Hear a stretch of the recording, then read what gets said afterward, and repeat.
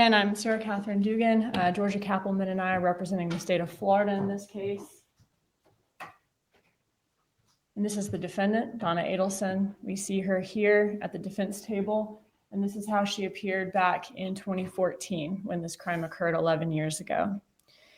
And the reason that we're here today is because this defendant, Donna Adelson, was part of a conspiracy to hire a hitman to kill her former son-in-law, Dan Markel. This murder was set into motion because back in 2014, this defendant's family had a big problem. And the big problem was Dan Markel. And the solution to that problem was the defendant's son, Charlie Adelson. Charlie Adelson's solution because he had a girlfriend with connections to the type of people who were willing and capable of pointing a gun at a complete stranger and pulling the trigger. The victim in this case, Dan Markel, was known as Danny to his friends and family. He was a loving father to 2 little boys, and he was a highly respected law professor at Florida State University College of Law. Tragically, on July 18th of 2014, Dan Markel was shot in the head in broad daylight in the driveway of his home in the Benton Hills neighborhood here in Tallahassee. The last day of his life began like any other day of his that summer. He woke up, he took his 2 young sons to preschool to work out. After finishing his workout, he returned home. He pulled into his driveway and he opened his garage.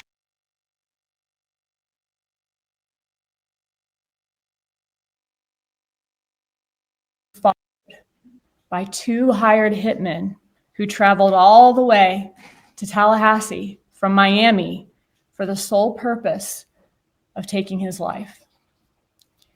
And like something out of a horror movie, when he pulled into his driveway, the killers pulled in right behind him. Moments later, Dan Markel's neighbor heard a gunshot, and he looked out the window and saw a light-colored Toyota Prius back quickly out of Dan Markel's driveway and speed away. The neighbor thought that was very unusual, very suspicious, so he waited a second to see if Dan Markel also backed out of his driveway or came out of his house. And when he didn't see him, the neighbor got, a very funny feeling. And he went over to Dan Markel's open garage to see if there was anything wrong. And he found a gruesome scene. Dan Markel's car window, his driver's side window, was shattered. His glasses and his phone were on the ground next to his car. And Dan Markel was behind the wheel. He was unresponsive and moaning and terribly injured. The neighbor called 911 and law enforcement arrived to find Dan Markel with a gunshot wound to the head. He was taken to the hospital where he survived for about 14 hours before he was pronounced dead. Dan Markel was only 41 years old. And his little boys, who were deprived of their father after this murder, were just 3 and 4 years old. Bless you. Law enforcement began to investigate to try to figure out who did this, who shot Dan Markel. The scene there, the crime scene, left no trace of the killers. There was no fingerprints, no DNA, no bullet casing, nothing was stolen. And so police began to suspect that this may be a professional killing. The little evidence that they do have sends them down 2 separate paths. One path is to track down that light-colored Prius that the neighbor saw fleeing from the scene. And the other is to identify who was inside that Prius. And the other path relates to motive. Who in Dan Markel's life would hate him enough to hire a professional killer to kill him? And after years of tireless investigation, both of these paths led directly to this defendant. So first, let's talk about the path involving motive. We'll go down both paths this morning. Police investigated Dan Markel's personal life to try to figure out a motive in this case, to see who might want him dead. And they learned that Dan Markel was entangled in a very nasty divorce with his ex-wife, who is the defendant's daughter. And his ex-wife is named Wendi Adelson. A review of the divorce case file reveals that Wendi Adelson had asked the court to allow her to relocate to Miami, where she was from and where her parents lived, with her children and Dan Markel's children, in order to be closer to her mother, Donna Adelson, to her father, whose name is Harvey Adelson, and to her brother, whose name is Charlie Adelson. The victim, Dan Markel, as y'all can imagine, is adamantly opposed to this, to his children being relocated to Miami. He works here in Tallahassee. He's a law professor here in Tallahassee. This is where he lives. This is where his kids have been raised. He wants his children here with him. A review by law enforcement of Wendi Adelson's emails made it clear that her mother, the defendant, hated Dan Markel and was the relentless driving force behind Wendy's relocation efforts to South Florida. And, being a caring and involved parent is great, but the defendant's participation in her children's lives went beyond mere involvement or even meddling. She was extremely controlling. She had very strong opinions about all the decisions in Wendi Adelson's life, whether it be about her career, her relationships, or even purchasing a home. And if Wendi Adelson would not do as the defendant wanted her to do, the defendant often then enlisted Charlie Adelson, her son, Wendy's brother, to solve the problem by getting him to kind of go to Wendi and persuade Wendi until Wendi ultimately agreed to do what the defendant wanted her to do. And while the defendant had always been controlling of her children's lives, the emails uncovered by law enforcement showed that this defendant was desperate to find a way for Wendi and Dan Markel's children, her grandchildren, to be able to relocate to Miami. The defendant told Wendi that she deserved more than just a life teaching in Tallahassee without her family, and that Dan Markel was essentially holding her hostage in Tallahassee because of his job. During the divorce and custody battle, the defendant's email showed that she was heavily involved in Wendy's court case, even going so far as to draft and edit the documents that Wendi and her attorney were filing in court, and emailing Wendi instructions for her attorney on arguments her attorney should make and what her attorney should do. The defendant would guilt trip Wendi Adelson about how much time she and her husband, Harvey Adelson, were having to spend away from their dental practice to visit Wendi and the grandkids in Tallahassee, and complain about how the family was losing income, losing patients because of their constant absences from the practice. And the defendant instructed Wendi Adelson that relocation to Miami was the most important priority in this divorce, and if it had to be her non-negotiable in the divorce. In June of 2013, the judge in the divorce case ended up ruling in Dan Markel's favor. And not only did the judge deny Wendy's relocation motion, but the judge dismissed it in a way that prevented Wendi Adelson from requesting the relocation again. So Wendi would not be permitted to move to Miami to be close to the defendant and her husband with the children at that time or ever, unless of course something happened to Dan Markel. After the judge denied the relocation motion, after that was denied, the defendant told Wendi Adelson in emails that Dan Markel has not beaten the Adelson family yet. She let Wendi know that the Adelson family is a team and they are trying to win. Donna Adelson suggested in her emails several bribes to get Dan Markel to agree to relocation, like plane tickets, paying for her grandson's education.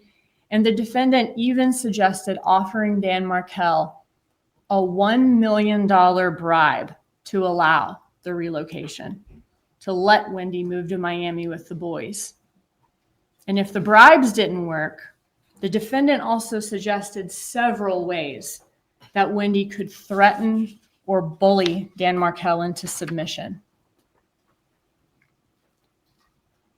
The defendant told Wendi to aggravate Dan Markel like he aggravates you. And the defendant set out a plan of action that the defendant told Wendi would make Dan Markel absolutely miserable. And she's detailing all of these in her emails. So, for the plan of action, the defendant knew that Dan Markel was devoutly Jewish. So she came up with the idea for Wendi to pose Dan Markel's sons for pictures in front of a Catholic church, and then post the pictures to social media, and even announce on social media she was getting the children baptized just to make it appear to Dan Markel that she was changing their religion. The defendant assured Wendi Adelson that this would all be an act to get Dan Markel to agree to let her move to Miami, but told Wendi Adelson that in order to pull off this stunt, she had to put on the acting performance of her life.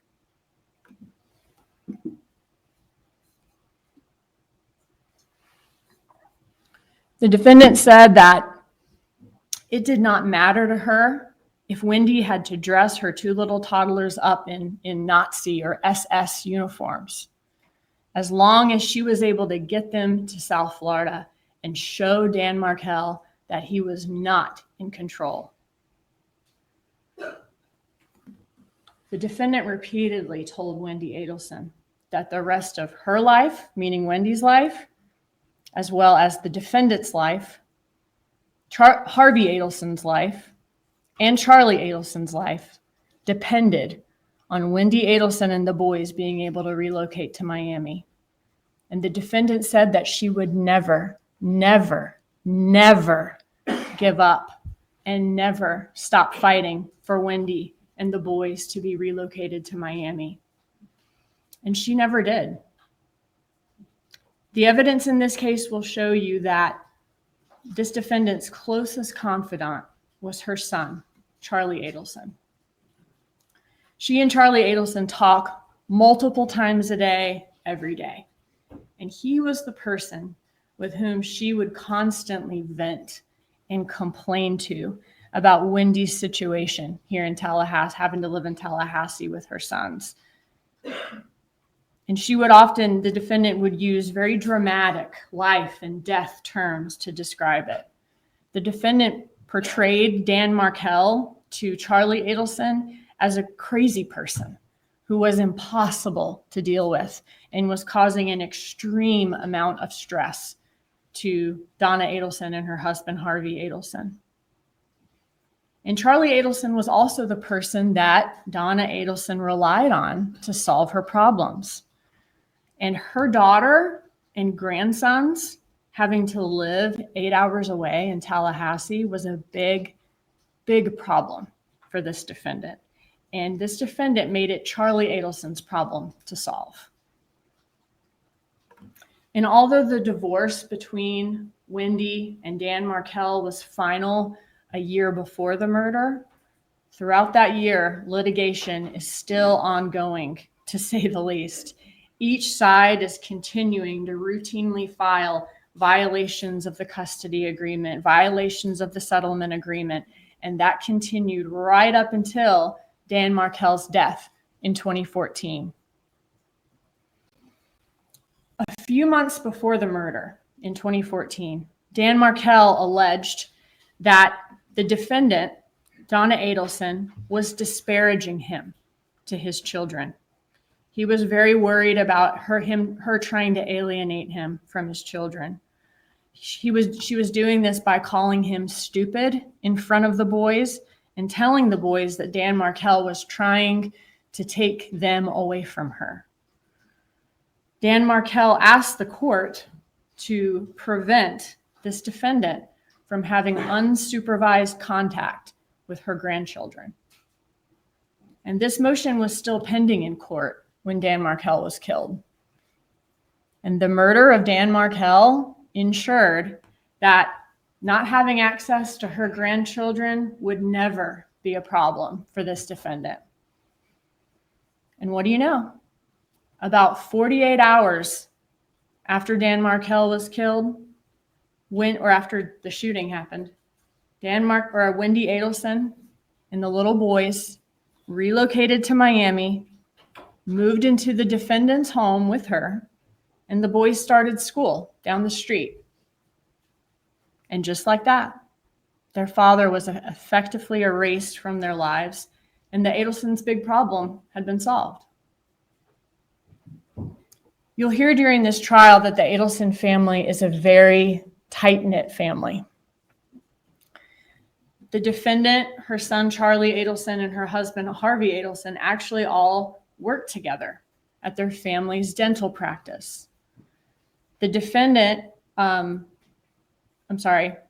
Adelson and Charlie Adelson are dentists there, and the defendant managed their accounts at the office. She was the details person. And this defendant, though, she managed much more than just the office for the Adelson family. She was the matriarch and a domineering one at that. She ran the office, the home, and the lives of the Adelson family members. After Dan Markel was killed, law enforcement interviewed Wendi Adelson. Wendi Adelson told police, and the police confirmed this, that she was at home having her TV fixed, at her home in Tallahassee, having her TV fixed at the time of Dan Markel's murder. And when police asked her, well, do you know anyone who would have a motive to kill Dan Markel? Wendi Adelson acknowledged that her family had a motive to want Dan Markel dead and said that her parents had more reason to dislike Dan Markel than anybody else. At one point in the interview, police allowed Wendi Adelson to make a phone call to her parents to let them know that Dan Markel had been shot. And after she got off the phone with her mother, the defendant, Wendi Adelson said to police, well, they acted surprised, so that's a relief. And when asked by law enforcement if anyone could have killed Dan Markel on her behalf, she also told the police about her brother, Charlie Adelson. Wendi admitted to police that her brother, Charlie Adelson, had joked that he looked into hiring a hitman to kill Dan Markel as a divorce present, but decided to buy her a TV instead because it was cheaper. And what do you know? The same TV that Charlie Adelson bought his sister as a divorce gift would be Wendi Adelson's alibi the morning of the murder. An alibi, the TV repair appointment that was set up by her parents, Harvey Adelson and Donna Adelson, the defendant. So this path of looking into Dan Markel's personal life to see who would have motive to kill him leads law enforcement to the Adelsons, including this defendant, a woman who vowed to never, never, never, never give up on getting her daughter and grandsons to Miami, and her son, Charlie Adelson, who told his family that he'd looked into hiring a hitman to kill Dan Markel, as Wendi said, was just a joke. But if Charlie Adelson was just joking about hiring a hitman, that joke, that stopped being funny when Dan Markel was actually killed by a hitman. While the police are trying to investigate motive, they are simultaneously following that second path of the investigation by tracking down that light-colored Prius the neighbor saw fleeing from the scene. When law enforcement retraced Dan Markel's steps on the morning of his murder, they uncovered some very chilling surveillance video of that light-colored Prius fitting the description given by the neighbor, following Dan Markel into the Premier Gym parking lot and waiting for an hour while he was inside, and then following him home from Premier Gym back to Benton Hills. And these surveillance images, coupled with a massive amount of phone and SunPass records gathered in this case, help police track down the exact car used to commit this crime. But police still had to figure out, okay, we got the car, but who was in this car? And why did that person kill Dan Markel? So law enforcement did a painstaking review of digital evidence in this case. And when I say painstaking, finding this Prius and finding evidence in these phone records was not an easy task. And it took much longer than your average investigation of a shooting, as you'll hear. But law enforcement eventually found that needle in the haystack. They found a number that communicated with the cell tower that services Premier Gym at the exact time when the Prius was there. And it was a number with a Miami area code. And that number belonged to a man named Sigfredo Garcia. Law enforcement examined Garcia's call logs, and they saw that he was in frequent contact with another number that was present at Premier Gym that day. And that number belonged to a man named Luis Rivera, who is a longtime friend of Garcia, and he's also from Miami. They both are. Police then looked at Garcia and Rivera's phone records, which showed that their phones left Miami 2 days before the murder, so July 16th. They came to Tallahassee, and on the day of the murder, on the 18th, they followed Markel to Premier Gym. The phone data shows that these men turned their phones off just minutes before the murder took place, and their phones then stayed off for about an hour or so after the murder until they were well southbound to Miami. I think around the Gainesville area, the phones turned back on. And then once they got back to Miami, a bank's ATM camera caught them in the light-colored Prius at a bank drive-thru and caught both of the men in the Prius. So police figured out the identity of the two men responsible for following and killing Dan Markel. But they continued to look for evidence to explain why these seemingly random men came all the way to Tallahassee to kill a man that they'd never met. What or who is the connection between the killers and the victim? The defendant in her emails obviously had demonstrated ample motive to want Dan Markel dead, but how do we get from these two random and hired killers to her? Well, those phone records that I talked about, they revealed that one of the shooter, Garcia's, most frequent contacts was a woman named Katherine Magbanua. She goes by Katie. The shooter and Magbanua have a long history of an on-again, off-again relationship, and they share 2 kids in common. This is Garcia and Magbanua. And lo and behold, these 2 paths of the shooter's car and the motive, they converge when law enforcement sees that Katherine Magbanua is also one of the most frequent contacts in the phone records of Charlie Adelson, the defendant's son. The same son that she had been nagging to death about his sister being stuck in Tallahassee.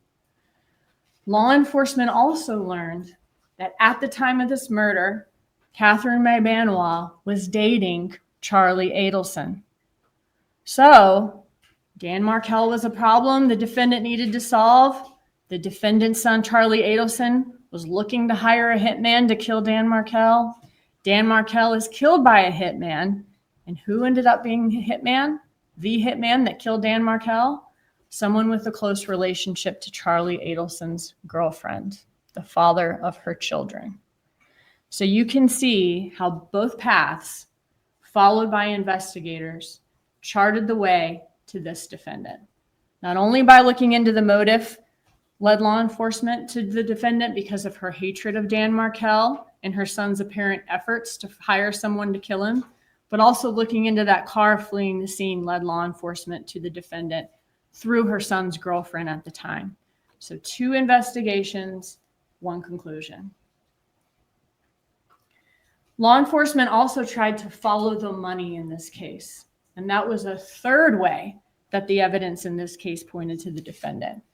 Law enforcement reviewed bank records, employment records, DHS-MV records of all the suspects, and saw that in the months after the homicide, Garcia, Rivera, and Magbanua all acquired some big-ticket items. Rivera and Garcia both bought motorcycles and cars. Magbanua got a breast augmentation surgery and later received a black Lexus sedan whose previous owner was Harvey Adelson. Katherine Magbanua's bank records were analyzed, and there was no check ever written or matching cash withdrawal for the car or the breast augmentation. Bank records also showed that Magbanua's account had a huge spike in cash deposits around the time of the murder. She deposited more money in her account in the 5 weeks after the murder than in the entire year before the murder. And this was during a time when there was no record of her being employed anywhere. And also, about 2 months after the murder, this defendant added Katherine Magbanua to the payroll at the Adelson family's dental practice, the one that she kept the accounts for, the defendant kept the accounts for.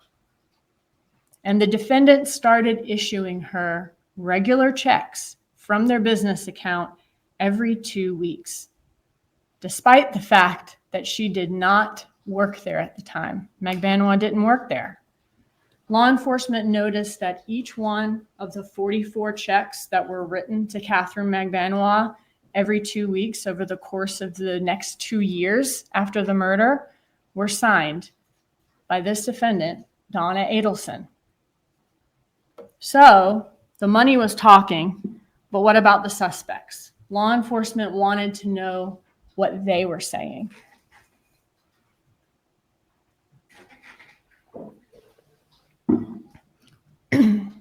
In examining the phone records in this case, law enforcement noticed a distinct pattern of communication surrounding important events or dates in this case.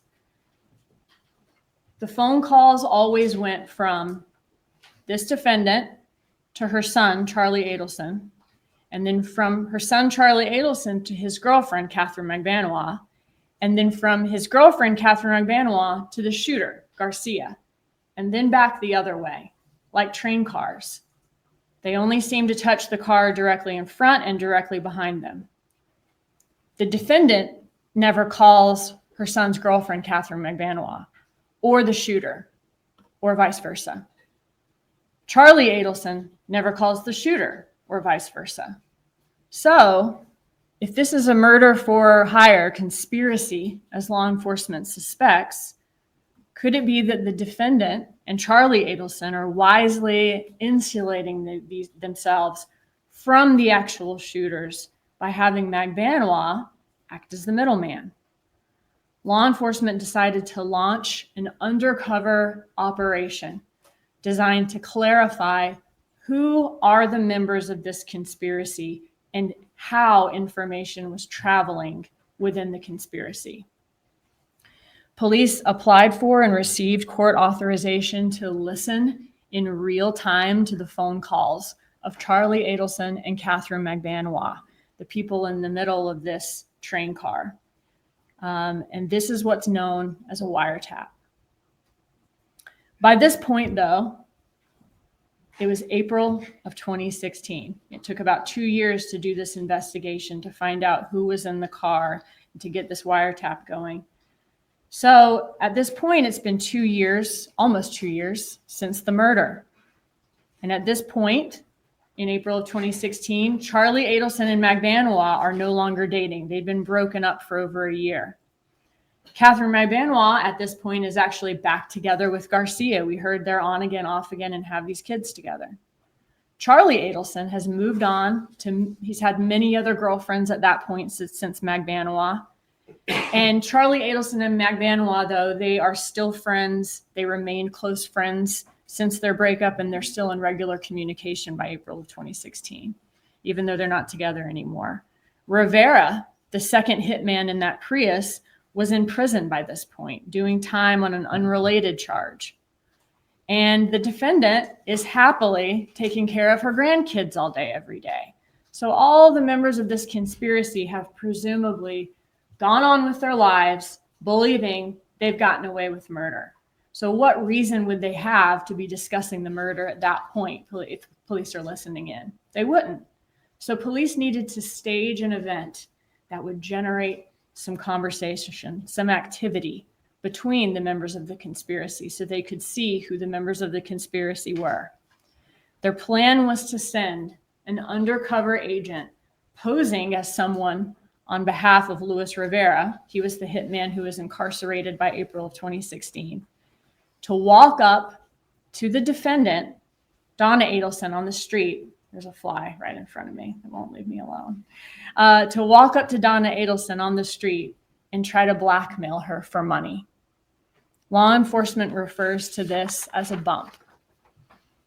So this undercover agent posing as a blackmailer, and this is an actual picture from the surveillance cameras, that this is the undercover agent passing a piece of paper to Donna Adelson back in 2016.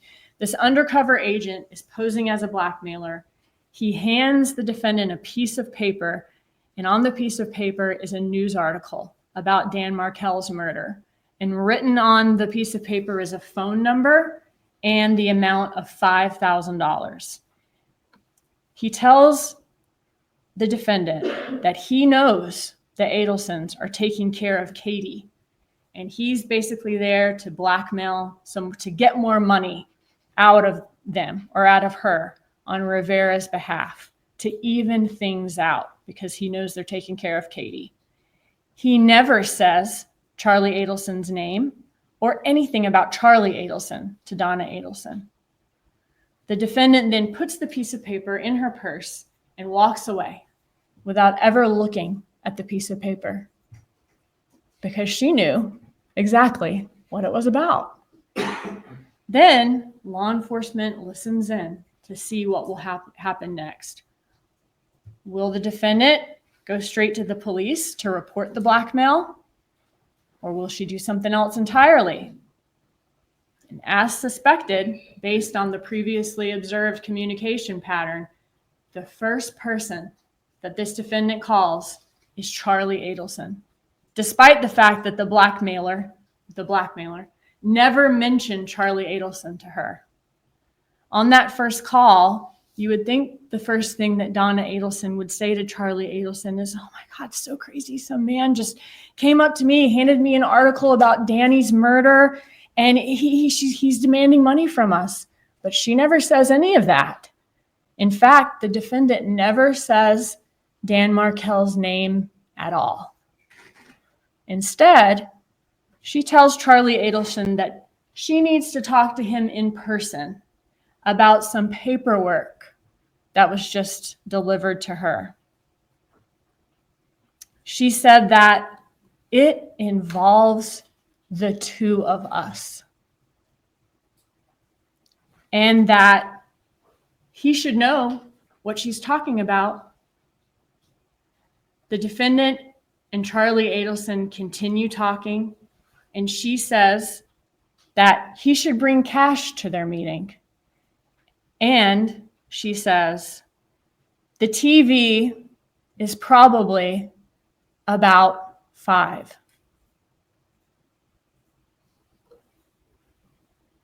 The defendant tells Charlie Adelson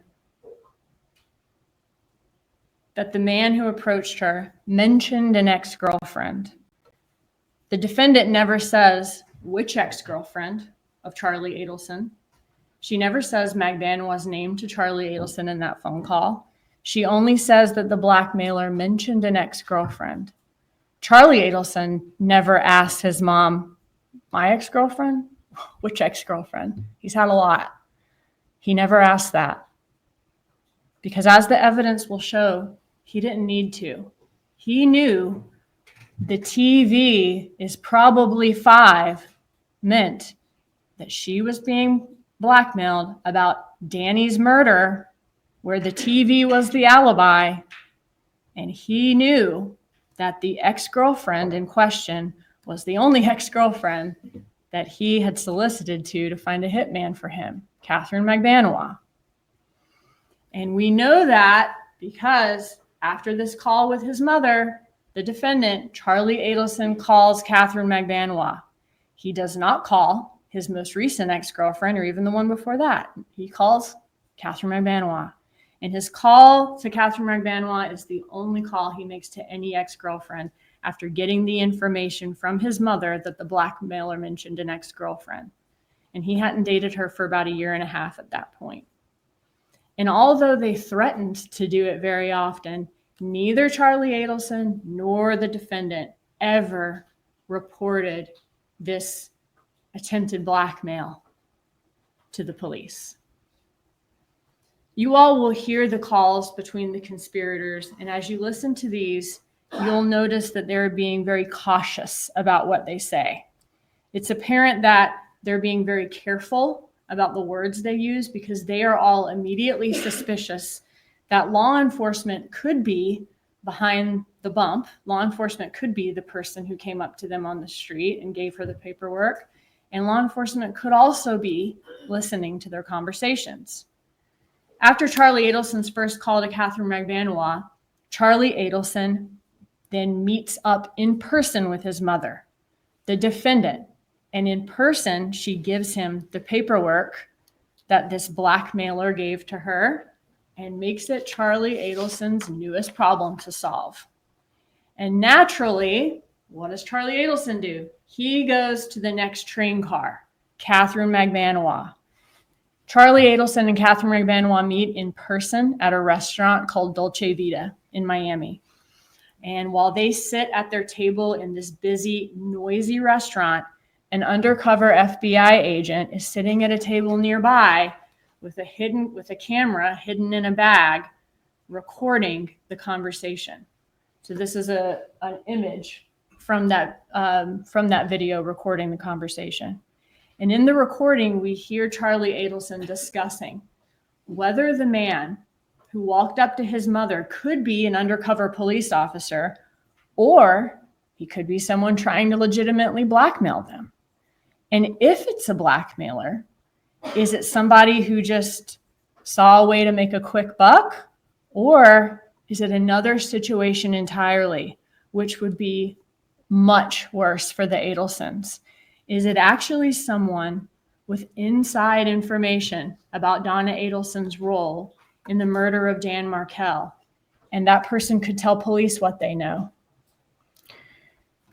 Charlie Adelson reassures Katherine Magbanua, that if it is the police, that is a good thing. Charlie Adelson thinks that, hey, if it's the police, that means the police don't have enough evidence to charge anybody. They're just fishing for information. And in fact, Charlie Adelson tells her, hey, if they had any evidence, we would have already gone to the airport. It's important to note that at the time of this conversation at Dolce Vita, no arrests had been made in this case. And the only thing that police had released to the public at that point was a photo of the light-colored Prius that fled the scene. Police knew at that point that it was Garcia and Rivera who were in the Prius, but the public didn't know that yet. So that fact is interesting in light of some of the things that Charlie Adelson started saying to Magbanua. He starts giving her several analogies involving rental cars being used to commit crimes. He reassures her that the police can't prove a person committed a crime just from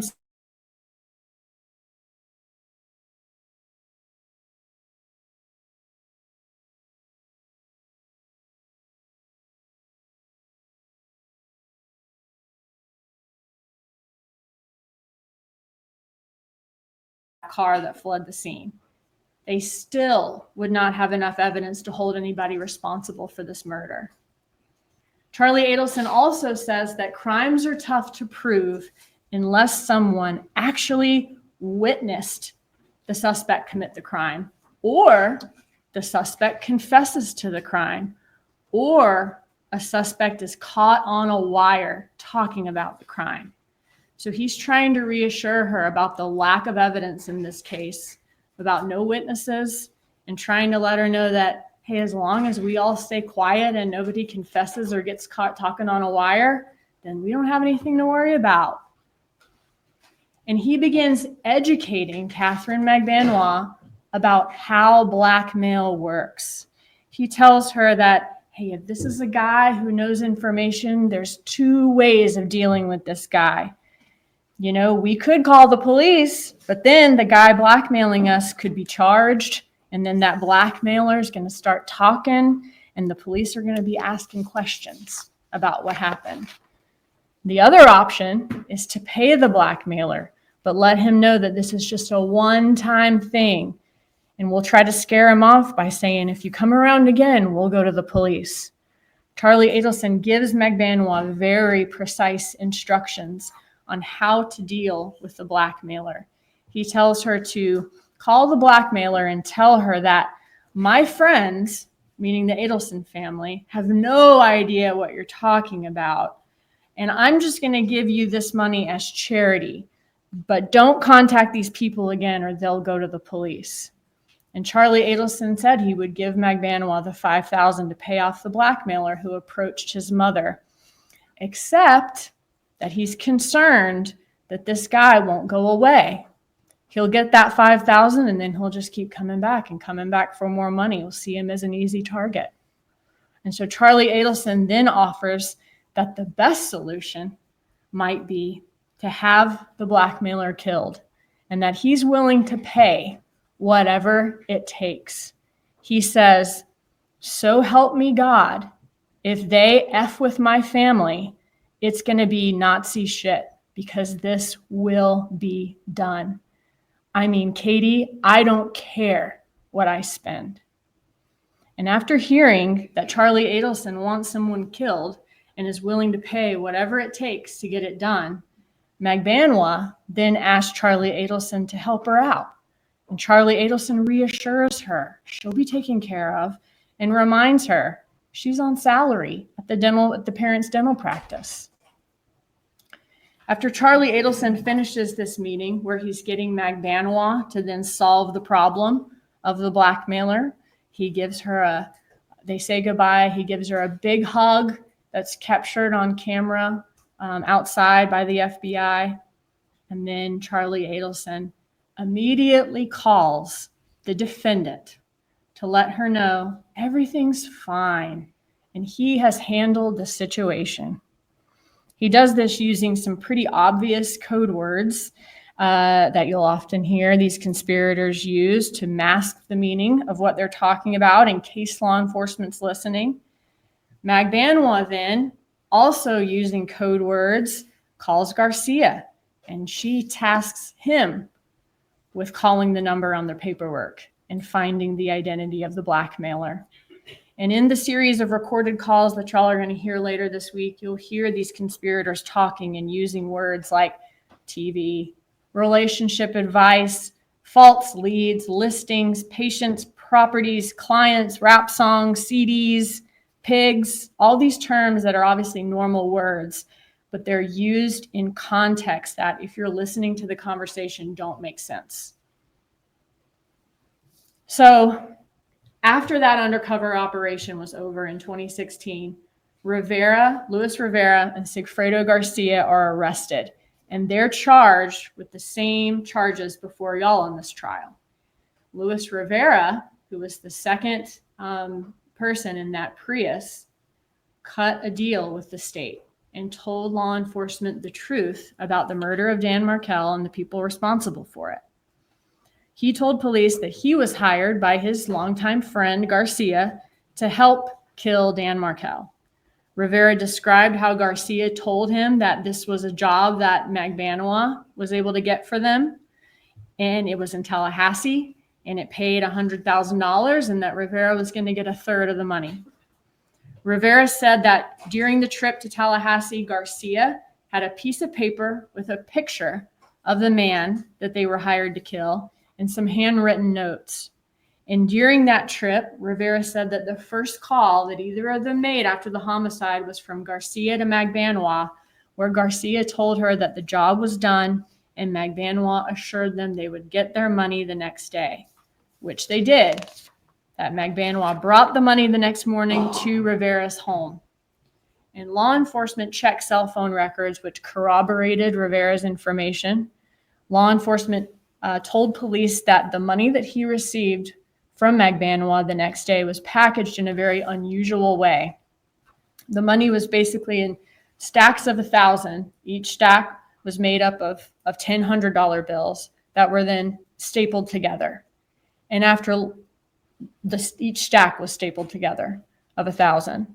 And after learning this from Rivera, Magbanua was arrested, and that was in October of 2016.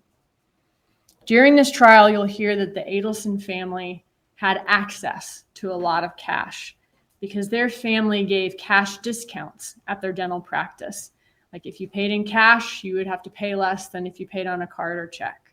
And they kept the cash that they received in stacks, and they stored it in a safe. Law enforcement also learned from Charlie Adelson's friends that Charlie Adelson had a very unusual practice of keeping his money in these $1,000 stacks that were stapled together, just like the money Rivera received. And over the last few years, since the 2016 arrests of Garcia and Rivera in May, and then of Magbanua in October 2016, law enforcement has not stopped working on this case. 3 years after Garcia's arrest in 2019, he was convicted at his trial. Law enforcement continue, though, to gather evidence. They continue to interview people who may possibly have information and to clarify all of these recordings the FBI did that couldn't be clearly heard. And thanks to their tireless efforts, in March of 2022, Charlie Adelson was indicted. 2 months later, in May of 2022, Katherine Magbanua's case went to trial, and she was convicted. During Magbanua's trial, Katherine Magbanua took the stand, and she insisted, this is back in May of 22, she insisted she had no knowledge of the murder. The Adelsons must have just gone around her to hire the hitman directly. That's what she testified to. Her defense team insisted that the state's theory was correct about every co-conspirator except for her, for Katherine Magbanua. That Katherine Magbanua was just this victim of bloodthirsty and desperate prosecutors and investigators, and just a victim of this set of circumstances that appeared to prove one thing, but was actually, the truth was something else entirely. However, after being convicted at trial and sentenced, Magbanua finally decided to testify about the plot to kill Dan Markel and admitted that she was the connection between the Adelson family and the killers hired to kill Dan Markel. Magbanua testified in Charlie Adelson's trial in October of 2023 and said that Charlie Adelson wanted to hire someone to kill his sister's ex because his mom was stressed out over all of the problems his sister was having with her ex-husband.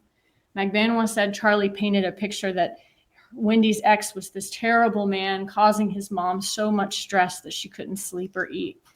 Magbanua agreed to help him and ended up recruiting her children's father, Garcia, and also Rivera to kill Dan Markel. She says that the night of the murder, she went to Charlie Adelson's house to pick up the payment for the murder. And when she arrived, Charlie Adelson said that his parents had just been at the house and that Charlie Adelson had the money for her there. Law enforcement was able to corroborate this claim with phone evidence showing that Donna Adelson went to Charlie Adelson's house the night of the murder. Magbanua then spent the night with Charlie Adelson that night, and the next morning, on July 19th, he put the money that she was to divide up into the trunk of her car. Magbanua says several things about the money stood out to her. She said it was stapled together in stacks of $100 bills and that it was damp like wet. She then delivered the money to Garcia and Rivera afterwards. When Katherine Magbanua said that when she asked Charlie Adelson about the money being damp, he said that his mother the defendant had actually washed the money, and that she and Charlie Adelson kind of laughed about the fact that the defendant had literally washed the money so it couldn't be traced. In Charlie Adelson's trial, Charlie Adelson took the stand, and he testified that Magbanua, Garcia, and Rivera were all in on this crime together, but that the Adelsons had nothing to do with it. They were the innocent ones. He crafted an elaborate story in which Garcia and Rivera came to Tallahassee on their own, killed Dan Markel without his knowledge or his family's knowledge, and then these killers colluded with Magbanua to play he and his mother for fools and extort money out of them. And for many reasons, which will be revealed to y'all in this trial, Charlie's interpretation of the facts was not reasonable to believe, and he was convicted. Charlie Adelson was convicted in November of 2023. And within hours of his guilty verdict, this defendant began to plan to flee the United States to a country that she could not be extradited from in order to avoid being arrested for Dan Markel's murder. The defendant on her phone researched countries that did not have extradition treaties with the United States, and she applied for an emergency visa to Vietnam. She was overheard planning to put her money in trust for her grandchildren, and she and her husband purchased one-way tickets with a fast-track emergency visa to Vietnam. And Vietnam does not have an extradition treaty with the U.S., as she would have learned from her searches. And just days later, she was stopped by law enforcement on the jetway in Miami International Airport, where she was boarding her one-way flight to Vietnam. And she was then charged for her participation in the murder of Dan Markel.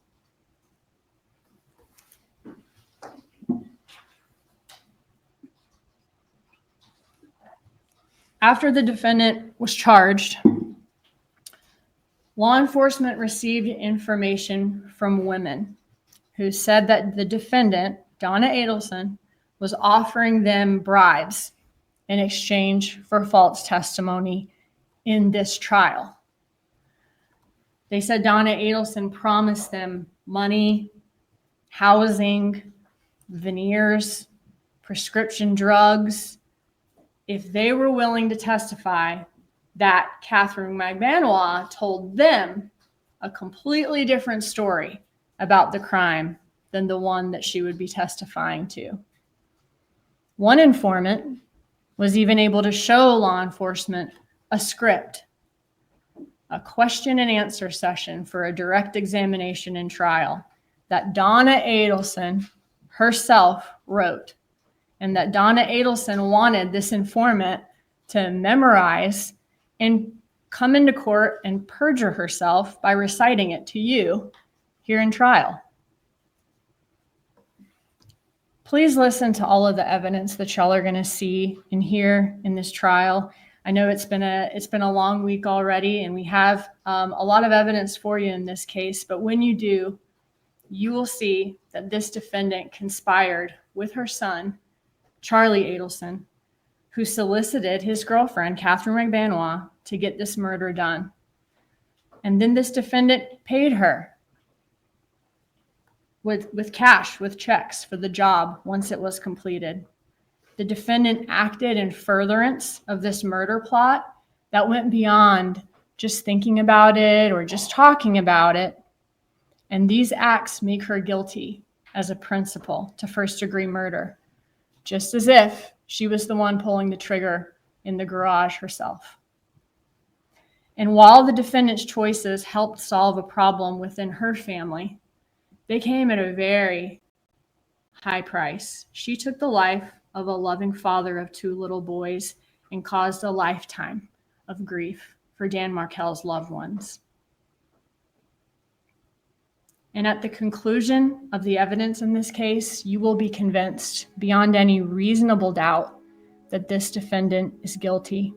And at that point, we'll ask you for the only verdict that does justice in this case, which is a verdict that this defendant is guilty as charged. Thank you.